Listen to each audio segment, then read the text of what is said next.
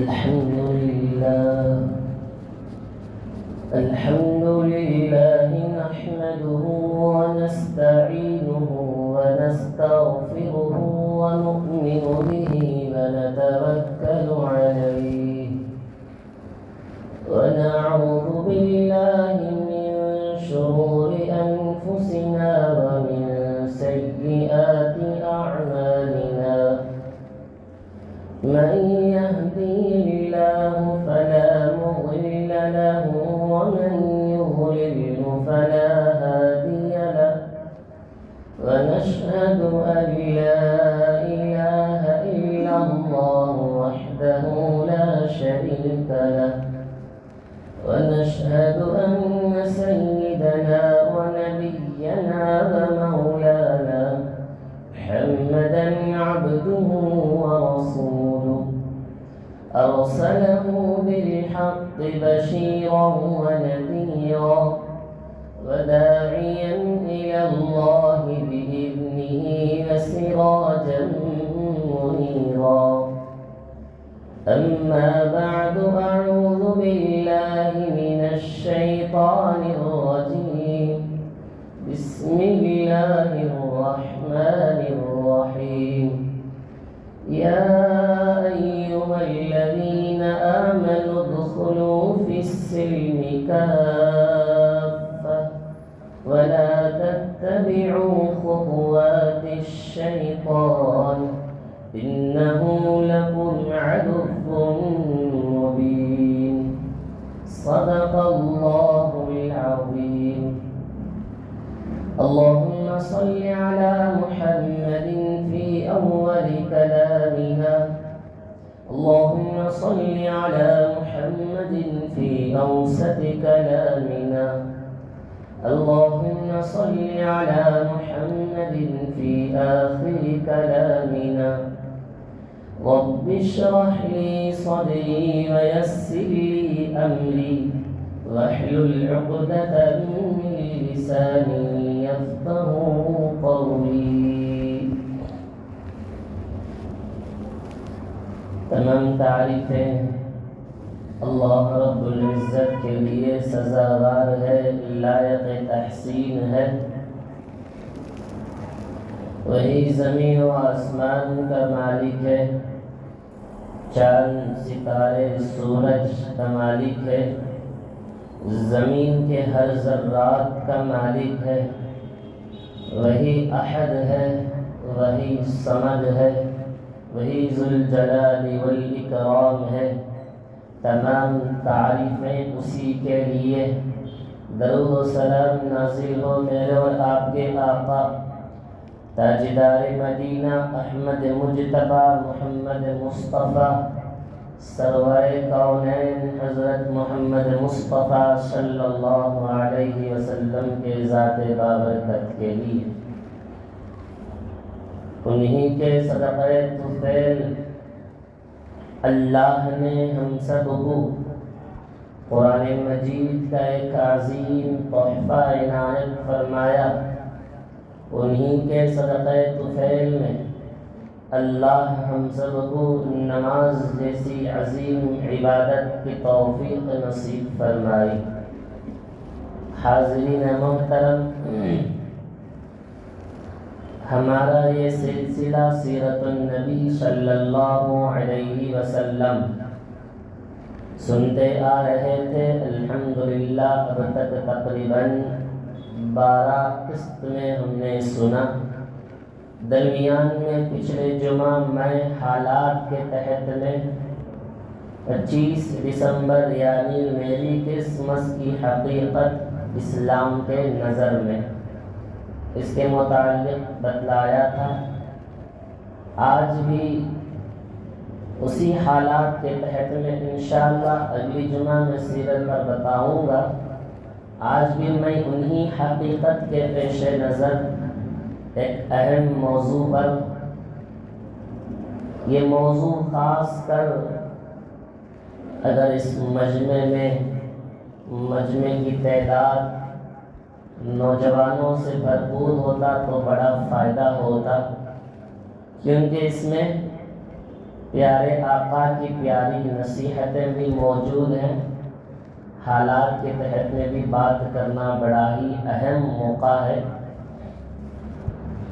کیونکہ جو ہی ایک سال ختم ہوتا ہے ایک دوسرا سال شروع ہوتا ہے، تو اس درمیان میں ہمارا طرز عمل کیا ہونا چاہیے، ہمیں اسلام کیا سکھاتا ہے، تو اس کے متعلق انشاءاللہ اہم گفتگو ہوگی۔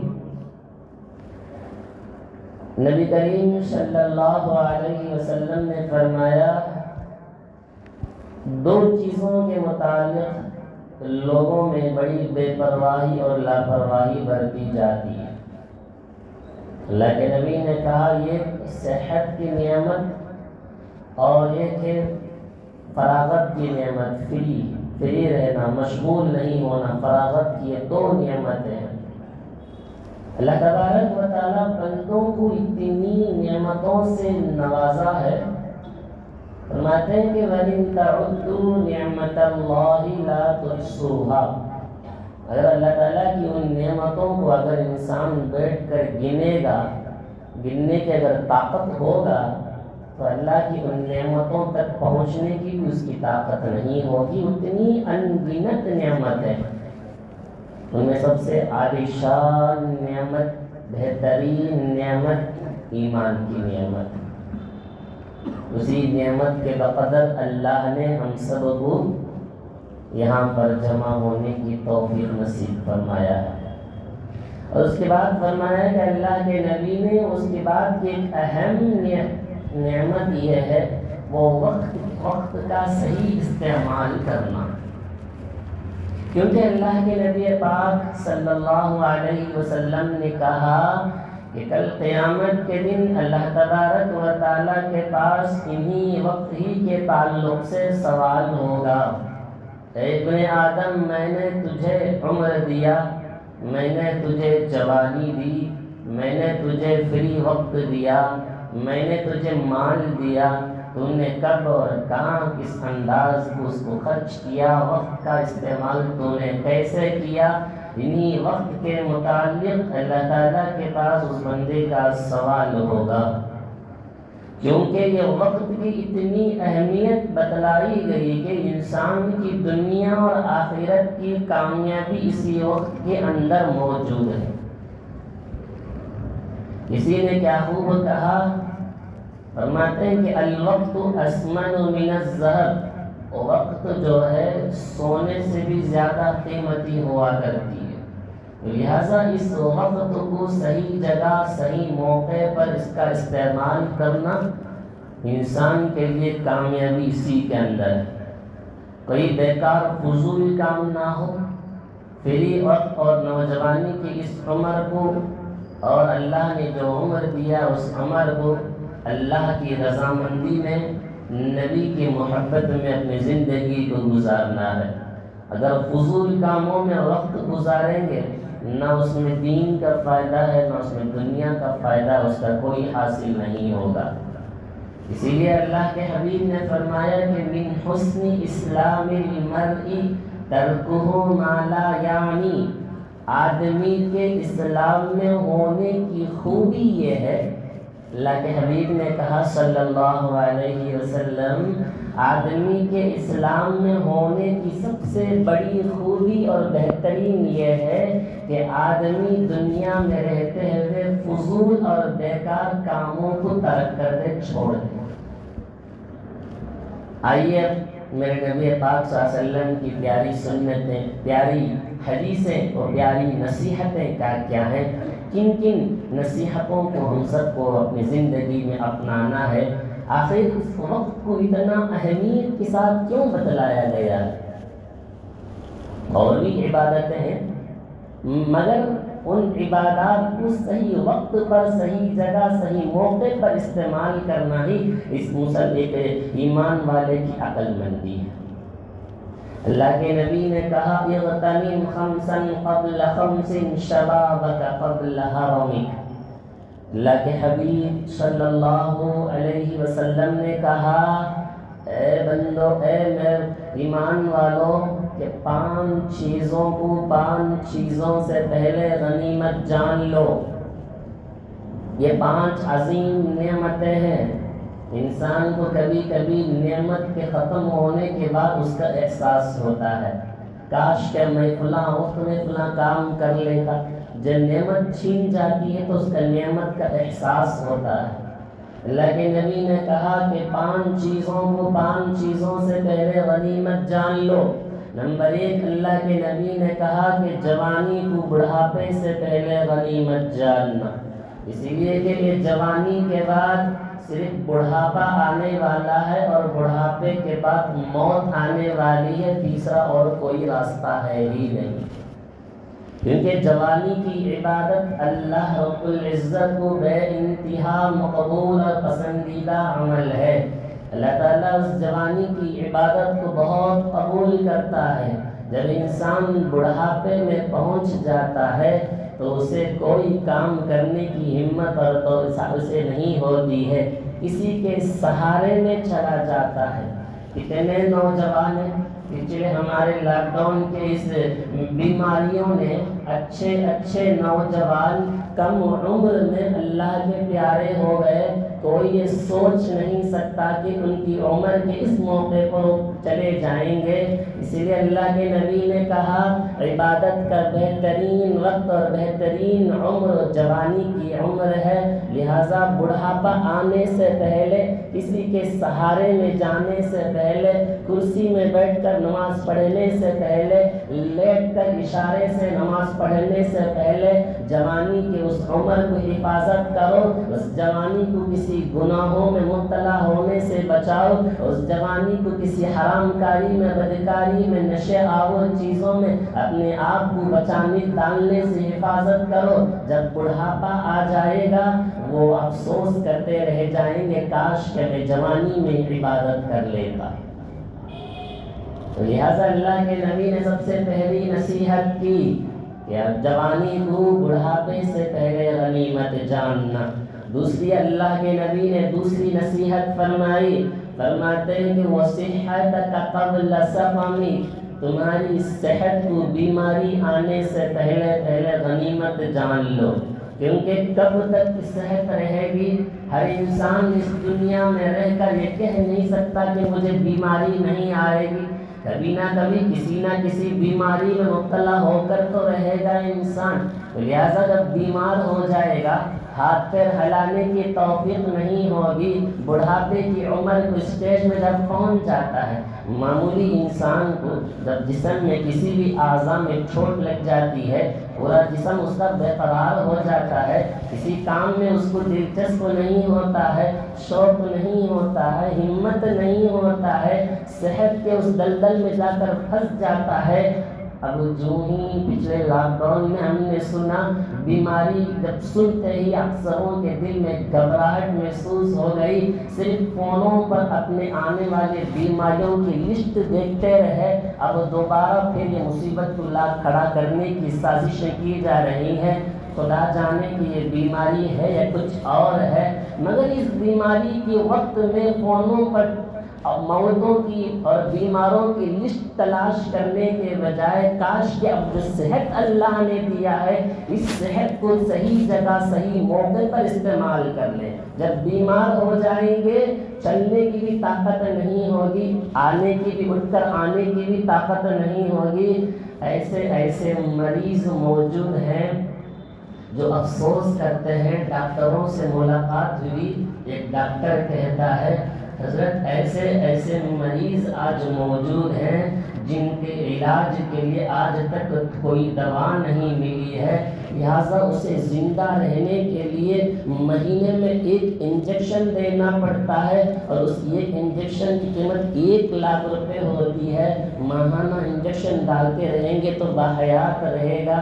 تو ایسی صحت کا، ایسی بیماری کا کیا کرنا ہے؟ ان بیماریوں مبتلا ہو کر، خدا کی نافرمانی میں رہ کر، صحت اللہ نے اب دیا ہے، یہاں بیٹھے اتنے آرام کے ساتھ، اللہ نے صحت و تندرستی، صحت بھی اللہ کی سب سے بڑی نعمت ہے، لہٰذا اس صحت کے نعمت کو، بیماری کے نعمت سے پہلے غنیمت جان لیں۔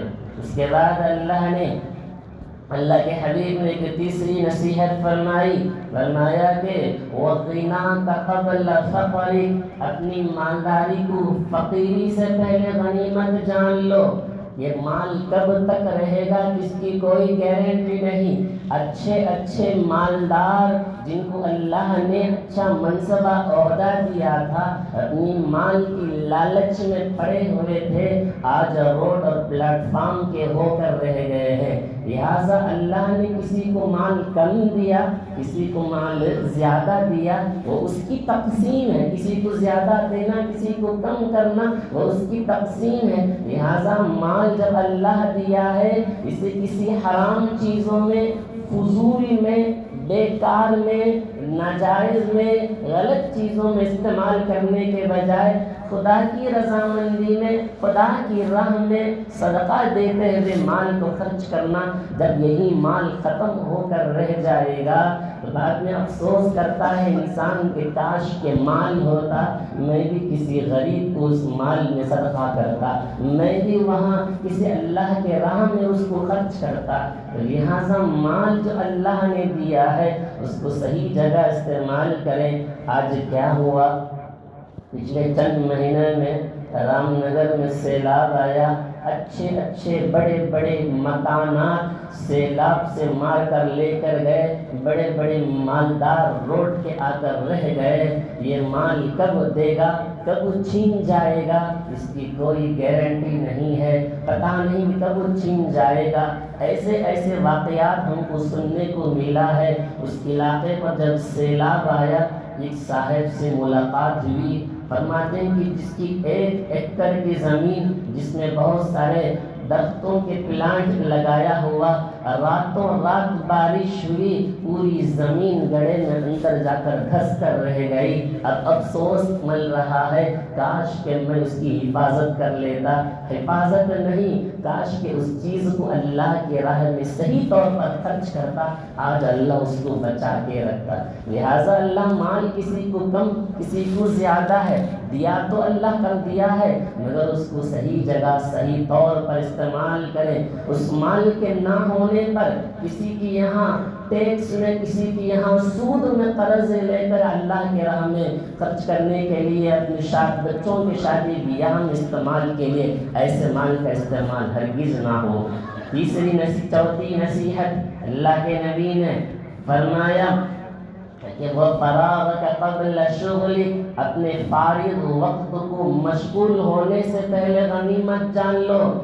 جب بھی فری وقت مل جاتا ہے فوراً یاد الہی میں آ کر بیٹھ جائیں۔ جب مشغول ہو جائیں گے تو مشغول ہو جائیں گے، گھر کے کام کرنے کے لیے بھی وقت اور فرصت نہیں ہوتا ہے۔ کتنے آج نوجوان ہیں، رات میں آ کر خواہش کرتے ہیں، پوچھا جاتا ہے نماز پڑھے تو کہتے ہیں کہ وقت نہیں ملا، وقت نہیں ملا، مسجد میں کیوں نہیں آئے، صبح میں جاتے ہیں رات کو آتے ہیں، آنے کا موقع نہیں ملا اور وقت نہیں ملا۔ یہ وقت نہیں ملا کی جو شکایت ہے، بتائیں اس کے اور انداز سے اس کو بیان کیا جاتا ہے۔ فرماتے ہیں کہ جو بندے نماز پڑھنے کو وقت نہیں ہے کی شکایت جو کرتے ہیں نا، دراصل وہ وقت نہ ہونے کی شکایت نہیں، شاید کہ تیرے رب کو تیرا سجدہ کرنا پسند نہیں۔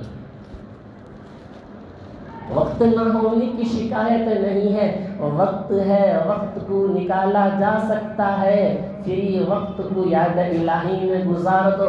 جب مشغول ہو جائیں گے، مشغول کی شکایت لا کر رکھیں گے، ہمیں فرصت نہیں ہے، ہمیں کام نہیں ہے۔ یہ جو شکایت ہو رہی ہے، شکایت اس انداز سے سمجھو کہ شکایت میرا وقت جو ہے، شاید کہ میرے اللہ اس کے سامنے سجدہ کرنے کو ناراض ہو گیا۔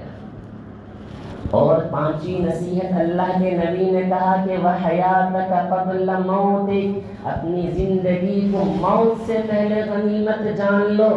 موت آ کر رہے گی، جب موت آ جائے گی نہ ایک لمحہ آگے نہ ایک لمحہ پیچھے، جو وقت میں طے کیا گیا موت آ کر رہے گی، اس وقت میں فرشتے سے کہہ نہیں سکتے کہ مجھے 1-2 لمحے کی مہلت دے دو، میں نماز پڑھ کر آؤں گا۔ مہلت ہرگز نہیں ملے گی۔ اللہ کم از کم لولا رکھا، اندھا رکھا، ہاتھ پیر سے معذور تو رکھا، زندہ تو رکھا ہے، کم از کم وہ زندگی میں زبان سے اللہ اللہ تو کہہ سکتا ہے، اس زبان سے سبحان اللہ تو کہہ سکتا ہے۔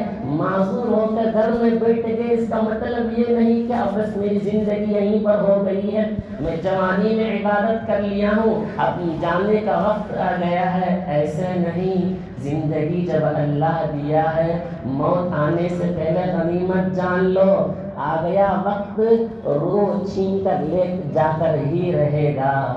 ایک بزرگ راستے میں جا رہے تھے، اللہ تبارک و تعالیٰ جب کسی کو کوئی سمجھانا ہوتا ہے تو اپنی قدرت کا اظہار کرتا ہے، کسی کو نشانی دکھاتا ہے اپنی قدرت سے۔ ایک بزرگ جا رہے تھے، قبرستان سے گزرے اور قبرستان والوں کو سلام کیا، السلام علیکم یا اہل القبور، سلام کیا۔ دیکھے کہ یہ قبر پھٹ گیا ہے، اندر ایک آدمی کو دیکھا کہ خوبصورت انسان بیٹھ کر قرآن مجید کی تلاوت کر رہا ہے، اور وہ بزرگ اس قبر کے پاس گئے اور اس قبر کے آدمی سے پوچھے، صاحب قبر سے، بتاؤ تم کتنے سالوں سے یہاں بیٹھ کر قرآن مجید کی تلاوت کر رہے ہیں؟ تو کہنے لگے کہ مجھے کتنے سال سے معلوم نہیں ہے، ہاں مجھے البتہ اتنا معلوم ہے میں اب تک 70 پر 5000 مرتبہ قرآن مجید کی تلاوت کر چکا ہوں۔ قرآن مجید کا قبر میں موت کے بعد قرآن مجید کے تلاوت کرنا کوئی ثواب نہیں، اعزاز ہے اللہ کی جانب سے۔ قبر میں نماز پڑھتے ہوئے کتنوں کو دیکھے ہیں، قبر میں پڑھنا کوئی ثواب نہیں، اللہ کی جانب سے اعزاز ہے۔ ثواب کا عمل مرنے سے پہلے، مرنے کے بعد نہیں ہے۔ تو اس بات کو سن کر وہ بزرگ سبحان اللہ کہنے لگے تو صاحب قبر جو کہتا ہے اس پر غور کرنا، اور صاحب قبر کہتے ہیں، قبر والے کہتے ہیں تمہارا سبحان اللہ کہنا میرے 70 پر 5000 مرتبہ قرآن مجید پڑھنے سے بھی افضل ہے۔ کیوں؟ اللہ تجھے زندگی دی نا، تیری زندگی میں تو نے سبحان اللہ کہا، تیری زندگی میں تو نے اللہ کو یاد کیا، تیری زندگی میں تو نے نبی سے محبت کی۔ مرنے کے بعد اس کا کوئی عمل نہیں ہوگا، مرنے سے پہلے جو بھی کہہ لے ثواب لکھا جائے گا، مرنے کے بعد کوئی ثواب لکھا نہیں جائے گا۔ تو لہٰذا اللہ کے نبی نے جو کہا کہ 5 نصیحتیں کا بڑا بہترین نصیحت ہے۔ اچھا، اسی وقت کی اہمیت کو اتنی تاکید سے کیوں بیان کیا گیا؟ فرماتے ہیں کہ آدمی کے اچھے اور برے ہونے میں، آدمی کے جنت اور جہنم میں جانے میں انہی وقت کا اصل مدار ہے، اسی پر فیصلہ کیا جائے گا اس نے اپنے وقت کو کہاں استعمال کیا۔ اسی کو پیارے آقا صلی اللہ علیہ وسلم نے کہا، لا تزول قدم ابن آدم عند اللہ یوم القیامہ، قیامت کے دن ابن آدم کے پیر ہٹ نہیں سکیں گے اللہ کے سامنے سے، یہاں تک کہ اللہ ان سے 4 سوال کرے۔ انسان کھڑا رہ جائے گا، اس کے پیر ہل نہیں سکیں گے جب تک کہ اللہ سوال کرے، تو سوال کا جواب دینا ہے، بعد میں ہٹ سکیں گے۔ اللہ کے نبی نے کہا کس کے متعلق؟ نمبر 1 اللہ کے نبی نے کہا وعن عمرہ فیما افنا، اللہ کے نبی نے کہا اللہ سب سے پہلے سوال ہوگا میں نے تجھے عمر دیا تھا، تو نے اس عمر کو کہاں فنا کیا؟ 20 سال دیا، 30 سال دیا، اللہ نے 60 سال دیا، حضرت نوح علیہ السلام کی طرح 1000 سال تو نہیں دیا ہے۔ آج کل کے وقت اور عمر قید مختصر ہے، 60-70 سال کی زندگی میں انسان دنیا سے فنا ہو جاتا ہے۔ تو اللہ تعالیٰ پوچھے گا میں نے تجھے عمر دیا نا، تو نے اس عمر میں کیا کیا؟ میری عبادت کیا، میری نافرمانی کی؟ دوسرا سوال ہوگا وعن شبابہ فیما ابلا، میں نے تجھے جوانی دیا تھا کہ تو نے اس جوانی کو کہاں خرچ کیا؟ خاص کر آج کا میرا موضوع، آج کا میرا عنوان پیارے عزیزوں نوجوانوں سے ہے، میری بات کو سمجھنا۔ اگر میری بات باہر جاتی ہے تو اندر تشریف لانا، کیونکہ میرے نبی کی پیاری نصیحتیں جو میں آپ کو بتاتا چلوں کہ زندگی میں تبدیلی لانے کے لیے نصیحتیں ہیں میرے نبی کی۔ فرمایا کہ وعن شبابہ فیما ابلا، جوانی کے متعلق سوال ہوگا. پھر اس کے بعد اللہ کے نبی نے کہا وَعَنْ مَالِهِ مِنْ أَيْنَ اكْتَسَبَ وَفِيمَا أَنْفَقَ. میں نے تجھے مال دیا نا تو اس مال کو کہاں سے کمایا اور کہاں خرچ کیا. حلال طریقے سے کمایا ہے یا حرام طریقے سے کمایا ہے, یہ حلال سے کما کر حرام میں خرچ کیا ہے یا حلال میں خرچ کیا ہے, اس کے بارے میں اللہ سوال کرے گا. پھر اس کے بعد اللہ پوچھے گا چوتھا سوال وَعَنْ عِلْمِهِ مَاذَا عَمِلَ. میں نے تجھے علم دیا نا, اس علم کو تو نے کتنا عمل کیا. تجھے معلوم تھا نا نماز پڑھنا ہے, تجھے معلوم تھا نماز فرض ہے, تجھے معلوم تھا قرآن مجید پڑھنا, تجھے معلوم تھا ذکر کرنا, تجھے معلوم تھا زکوٰۃ دینا, روزہ رکھنا, تمام چیزیں معلوم تھی. اس پر تو نے کتنا عمل کیا. حساب و کتاب اللہ کے پاس ہوگا. اللہ 4 سوالیں کرے گا. 4 سوال سے پہلے انسان کے قدم اللہ کے سامنے ہٹ نہیں سکے گے. لہٰذا یہ 2 حدیثیں میرے بتانے کا مقصد عزیزوں نوجوانوں, وقت کی اہمیت کا اندازہ بتانے کے لیے, اپنی عمر اور اپنی جوانی کے وقت کو صحیح جگہ استعمال کرنے کے لیے میں اس لیے اس بات کو اتنی تاکید سے کہہ رہا ہوں. آج جتنے نوجوان اللہ ہماری حفاظت فرمائے, آج ہمارے جتنے نوجوان جن برائیوں میں ملوث ہو چکے ہیں, اللہ اکبر, کہیں برائیوں میں, کہیں نشے آور چیزوں میں, کہیں اپنے اوقات کو, اپنی جوانی کو ضائع کرنے میں, فضولیات میں. ہمیں ملاقات ہوئی جامعہ مسجد سٹی مارکیٹ امام صاحب مقصود عمران صاحب سے, بیٹھے ہوئے تھے, وہاں کا ایک پولیس آیا اور حضرت سے درخواست کرتا ہے نوجوانوں سے, حضرت آپ اپنی جمعے میں بتاؤ کہ جتنے کیسز پولیس اسٹیشن میں آتے ہیں اس میں اکثر و بیشتر مسلم نوجوانوں کی جو نشے کی عادت میں ہو کر پکڑے جاتے ہیں. کیا ہو گیا مسلم نوجوانوں کو؟ اپنی جوانی کو کہاں ضائع کر رہے ہیں, اپنی اوقات کو, اپنی عمر کو کہاں ضائع کر رہے ہیں. کہ اللہ تبارک و تعالیٰ کے پاس لوٹ کر نہیں جانا ہے, کہ اللہ تعالیٰ تمہیں اس کا حساب نہیں لے گا. ابھی ابھی ایک دن کے اندر ہمارے یہاں 31 نائٹ آنے والی ہے, جنوری 1 آنے والی ہے.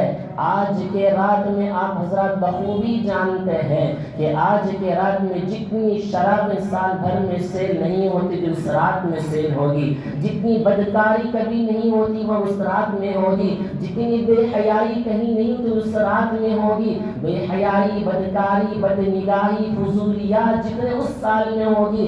لہٰذا میرے نوجوانوں عزیزوں, آپ تو جاتے نہیں ہوں گے, مگر یاد رکھنا کبھی اس جگہ جہاں لائٹیں سجا کر رات کے چند لمحے کے لیے لائٹ بند کر کے ہیپی نیو ایئر جو منایا جاتا ہے اس جگہ کبھی بھی شریک نہ ہونا, نہ جانا. یہ سال آیا ہے, یہ ختم ہو جائے گا, 2023 آگا وہ بھی ختم ہو جائے گا. بس اتنا یاد رکھو ہم زندگی سے 1 سال کم ہوتے جا رہے ہیں اور موت سے قریب ہوتے جا رہے ہیں, موت سے قریب ہوتے جا رہے ہیں. کوئی خوشیاں منانے کے لیے دن آیا نہیں ہے. مومن کے لیے خوشی عید الفطر, عید الاضحیٰ ہے. مومن کے لیے خوشی اس وقت ہے, وہ عید اس دن منائے جب وہ پورے وقت کی نمازیں پڑھ لے. مومن خوشی عید اس وقت میں منائے جب کہ اس دن وہ خدا کو ناراض نہ کرے. مومن عید اس دن منائے جس دن وہ نبی سے سچی اور پکی محبت کرنے والا بن جائے. مومن عید اس دن منائے جس دن اپنی زبان سے اللہ کو یاد کرنے والا ہو جائے. عید تو اس دن ہے, خوشی اس دن ہے, اور ہیپی نیو ایئر منانے کی خوشی نہیں ہے. حاضرین میں بتاتا چلو اس دن کی دنیا 2 دن کی ہے, ختم ہو کر رہ جائے گی. یہ رنگین دیکھنے میں خوبصورت سامنے سے نظر آئے گی, یہ ختم ہو کر رہ جائے گی. ہم زندگی سے ایک پل قریب ہوتے جا رہے ہیں, موت سے قریب ہوتے جا رہے ہیں. اس کو یاد الہی میں, خدا کی رضامندی میں گزار دو. ایک بات بتاتا چلوں اور سننا, جناب رسول اللہ صلی اللہ علیہ وسلم جب اعلان نبوت کرنے سے پہلے جو سال چلا اس کو سن عیسوی کہا جاتا ہے۔ اور اللہ کے نبی کے نبوت کے اعلان کرنے کے بعد جو سال چلا اس کو سن نبوی کہتے ہیں۔ سن 1 نبوی 2 نبوی سے یاد کرتے ہیں۔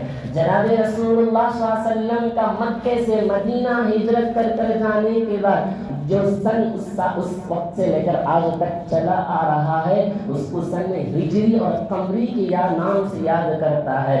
اور مسلمانوں کے لیے جن مسائل میں سن چلے گا وہ سن ہجری ہی چلے گا۔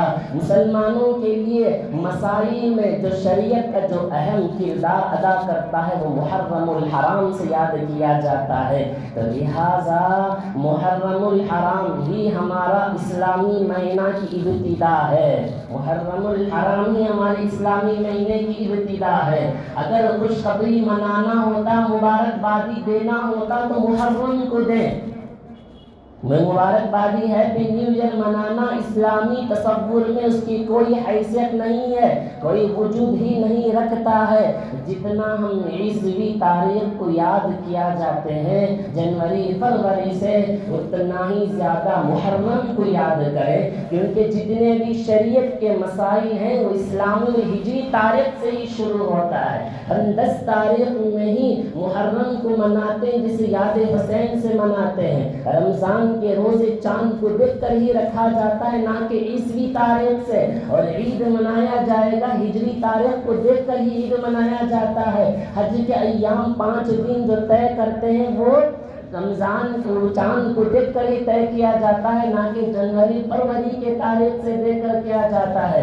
لہٰذا اسلام میں اس کی کوئی اہمیت نہیں، اس کی کوئی وقعت نہیں۔ لہٰذا حاضرین، عزیز نوجوانوں، پیاروں، یاد رکھنا کبھی بھی ایسی جگہ پر شامل نہ ہونا، ان لائٹ سجانے والوں کی جگہ پر نہ جانا، کسی کو بھی اپنی زبان سے ہیپی نیو ایئر کی مبارکبادی نہ دینا، یہ ہمارا طریقہ نہیں، یہ اب سے چلا نہیں، بلکہ 19ویں صدی عیسوی سے ایک نوجوان نے جہاز میں سفر کرتے ہوئے یہ بدکاری کا رواج عام کیا تھا، وہاں سے چلا آ رہا ہے۔ یہ طریقہ یہود و نصارہ کا طریقہ ہے۔ جناب رسول اللہ صلی اللہ علیہ وسلم نے کہا من تشبہ بقوم فہو منہم، جو کوئی غیروں کے طریقے کو مشابہ کو اختیار کرے گا وہ انہی کے طریقے میں سے ہوگا، وہ میرا طریقہ نہیں ہوگا، میرے نبی نے کہہ دیا۔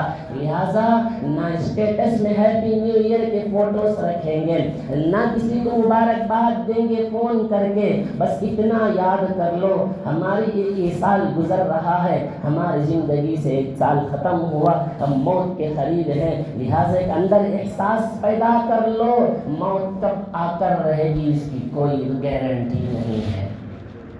تو لہٰذا ایسے موقع پر جہاں لائٹ سجایا جاتا ہے وہاں بے حیائی، بد کرداری، بد نظری عام ہوتی ہے۔ میں اسی کے تعلق سے جناب رسول اللہ صلی اللہ علیہ وسلم کے زمانے کا ایک واقعہ، میرے نبی اور حضرت فاطمہ کا پیارا واقعہ سناتا چلوں۔ غور کرنا عزیزوں، نوجوانوں، غور کرنا۔ جناب رسول اللہ صلی اللہ علیہ وسلم کو معلوم ہوا حضرت فاطمہ بڑی بے چین اور بے قراری، تکلیف میں، پریشانی میں ہے۔ اللہ کے نبی حضرت عمران بن حسین رضی اللہ عنہ ایک صحابی کے ساتھ حضرت فاطمہ کے گھر تشریف لے کر گئے۔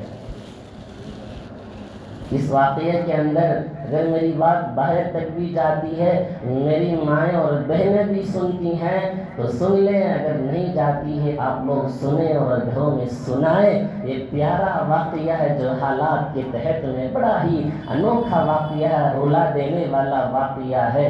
حضرت فاطمہ دروازہ، اللہ کے نبی دروازہ کھٹکھٹائے۔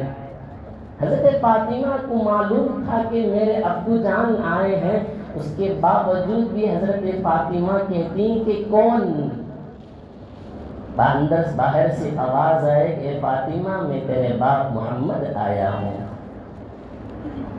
نام سننے کے بعد بھی دروازہ کھول دینا چاہیے تھا کہ دوسری مرتبہ ایک دوسرا سوال کرتی ہے کہ ابا جان آپ کے ساتھ کون آیا ہے؟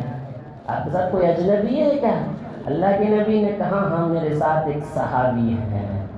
میرے پیاروں عزیزوں غور کرنا، اللہ کے نبی سے سوال کرتی ہے کہ آپ کے ساتھ کوئی اجنبی آیا ہے؟ آج اجنبی کے سامنے بغیر پردے کے چہرے کو کھلا رکھ کر جا کر سامنے کھڑا جاتا ہے۔ میرے نبی نے اپنی پیاری بیٹی کو کیا تربیت دی ہے! ایسا پیارا باپ اور ایسی پیاری بیٹی نہ آئے گی نہ آئندہ آ کر رہے گی۔ اسے پیاری بیٹی تھی، اس نے ابا جان تمہارے ساتھ کون ہے؟ کہتے ہیں کہ میرے ساتھ ایک صحابی ہے۔ تیسرا سوال کرتی ہیں ابا جان کیا آپ کے پاس کوئی چادر ہے؟ اللہ کے نبی نے کہا ہاں چادر ہے۔ اللہ کے نبی نے کہا اللہ کے نبی سے کہی وہ چادر مجھے دے دیجئے۔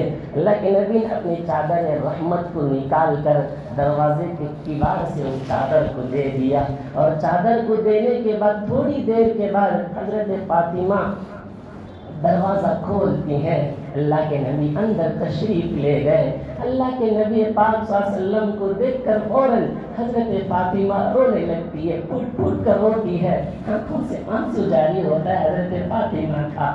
واللہ اکبر، وہ پیاری چاند سی صورت کی بیٹی، اللہ اکبر کیا پیاری تھی بچی کہ پیٹ اور پیٹھ کمر سے چپکا ہوا ہے، بھوک سے شدت میں بے قرار ہو گئی ہے۔ اللہ اکبر، جناب رسول اللہ صلی اللہ علیہ وسلم کو ظالموں نے مارا، جناب رسول اللہ صلی اللہ علیہ وسلم کے ذات اطہر پر ظالموں نے تھوکا۔ طائف کے سفر پر اللہ کے حبیب گئے، کنکریوں سے مارا گیا، بے ہوش ہو کر گر گئے۔ کبھی میرے نبی کے آنکھوں سے آنسو نہیں آئے۔ اس وقت میں حضرت فاطمہ کو دیکھ کر اللہ کے نبی کے آنکھوں سے آنسو گرنے لگے۔ اللہ کے نبی اتنا روتے اپنی بیٹی کو دیکھ کر تڑپ جاتے ہیں اور اپنی بیٹی کو سینے سے لگا لیتے ہیں۔ اللہ کے نبی نے کہا اے فاطمہ گھبرانا نہیں، پریشان ہونے کی بات نہیں، جس حال سے تو گزرتی ہے تیرا باپ 3 دن سے اب تک ایک لقمہ بھی میرے پیٹ میں نہیں گیا۔ یہ حال تھا میرے نبی کا۔ میرے نبی کہتے ہیں کہ 3 دن سے بھی ایک لقمہ میرے پیٹ میں نہیں گیا ہے۔ فاطمہ صبر کرنا، اللہ تعالیٰ خود عطا کرنے والا ہے۔ نوجوانوں غور کرنا، آج ہمارے پاس کھانے کے لیے کھانا موجود ہے، آج ہمارے کے لیے رہنے کے لیے رہن سہن موجود ہے، گھر موجود ہے، پنکھے موجود ہیں، ہم یہاں بیٹھے ہوئے ہیں، مگر اس کے باوجود بھی خدا کی نافرمانی بڑھتی جا رہی ہے اخوان، نافرمانی بڑھتی ہے نہیں بڑھتی ہے؟ اللہ کے نبی نے دوسرا سوال کیا اے فاطمہ تم نے مجھ سے چادر کیوں منگوائی؟ کہتے ہیں کہ یا رسول اللہ آپ تمام لوگوں کے علم رکھنے والے، مجھے آپ کا بھی علم ہوگا، میرے پاس اتنا بھی کپڑا نہیں تھا کہ جس سے میں اپنے سر کو چھپا سکوں، کپڑے بھی میرے پاس موجود نہیں ہے۔ ایک جملہ حضرت فاطمہ کہتی ہیں، غور سے سننا، ابا جان میں بھوک برداشت کر لوں گی، میں کھانا بھی چھوڑ دوں گی، اگر میرے سر سے رتی برابر بھی حیا چلے جائے میں اس کو برداشت نہیں کر پاؤں گی، چاہے میری جان چلی جائے میں بھوک سے رہ جاؤں گی مگر میں حیا کبھی نہیں چھوڑوں گی۔ کتنا شاندار نصیحت ہے، کیا واقعہ ہے، اللہ اکبر۔ یہ بات اگر تو جاتے ہیں، آج گھروں میں لڑکیوں کے پاس کپڑے موجود ہیں، چادریں سر پر ڈال سکتے ہیں، مگر اس کو فیشن اور ڈیزائن بنا دیا گیا۔ کپڑا ہے رہنے کے باوجود بھی نہ ہونے کے برابر ہے، کوئی لباس کی کوئی اہمیت نہیں رہا ہے۔ عزیزوں نوجوانوں یاد رکھنا، یہ واقعہ میں اس لیے بتایا کیونکہ ہیپی نیو ایئر کے دن میں جس جگہ جہاں جہاں یہ لائٹیں سجائی جاتی ہے وہاں اس جگہ پر شریک نہ ہونا، ایک دوسرے کو مبارکبادی نہ دینا، بس اتنی تعلیم دینا اے میرے بھائی وہاں نہ جا کیونکہ تو اپنی زندگی سے تیرے 1 سال کم ہوا ہے، تو موت کے قریب ہوتا چلا جا رہا ہے۔ مبارکبادی دینا یہ ہمارے اسلامی تصور میں اس کی کوئی رواج نہیں ہے۔ جس جگہ جائیں گے وہاں بے حیائی ہوگی، کپڑے پہن کر بھی نہ پہننے کے برابر ناشتی ہوں گی، جتنے بھی ہوں گے۔ اللہ اکبر، یہ تحقیق کے ساتھ کہہ رہا ہوں، اپنی ذمہ داری سے کہتا ہوں، جتنے وہاں منانے والے ہوتے ہیں نا، بڑے افسوس سے کہا جاتا ہے اکثر و بیشتر 50% مسلمان موجود ہوتے ہیں۔ کہاں چلے گئے مسلمانوں؟ ہم کس کی امتی ہیں؟ ہم کیا ان کے طریقے کو استعمال کرنے والے ہیں؟ ہم غلامان مصطفیٰ ہیں، ہم امت محمدیہ ہیں، ہمیں محمد نے یہ طریقہ نہیں سکھایا ہے۔ ہم جس امت سے ہم جا رہے ہیں، یہ امت ہم یہ نہیں سکھایا کہ جا کر ناچو غیروں کی طرح، ہم یہ نہیں سکھایا کہ غیروں کی طرح ہم دوسروں کو مبارکباد دیتے رہو۔ ہم مبارکباد دینے کے قابل اس وقت ہوں گے جب خوشیاں منائیں گے۔ یاد رکھنا، طے کرنا، ہماری زندگی کی مبارکبادی اور خوشخبری اس وقت میں ہوگی جب کہ ہم دن میں 5 مرتبہ کی نمازیں پڑھ لیں، وہی ہمارے لیے عید کا دن ہوگا، وہی ہمارے لیے خوشخبری ہے، وہی ہمارے لیے مبارکبادی ہے۔ اگر کوئی 5 وقت کی نماز پڑھ لے، اس کے لیے مبارکبادی دینے کے لیے پورا محلہ تیار ہے، ہر نوجوان تیار ہے۔ خاص کر نوجوانوں، اپنی میری باتوں کو یاد رکھنا، میری باتیں کیا، میرے نبی کی باتوں کو، پیارے نبی کی پیاری نصیحتوں پر عمل کر لینا۔ جوانی کو بڑھاپے سے پہلے غنیمت جان لو، صحت کو بیماری سے پہلے غنیمت جان لو، فراغت کو مشغول ہونے سے پہلے غنیمت جان لو، مالداری کو فقیری سے پہلے غنیمت جان لو، موت کو، حیات کو موت سے پہلے غنیمت جان لو۔ یہ 5 نصیحتیں میرے نبی کی یاد کر لو، کبھی اپنی زندگی سے وقت کو برباد ہونے سے بچا سکتے ہیں۔ اللہ تعالیٰ ہم تمام کو، تمام امت مسلمہ کو، ہر نوجوانوں کو جو اس بری عادت میں پھنسے ہیں، اللہ تعالیٰ ہم سب کی حفاظت فرمائے، خاتمہ ایمان پر فرمائے۔ جب تک حیات اللہ زندگی دے، اس وقت تک اللہ تعالیٰ ہم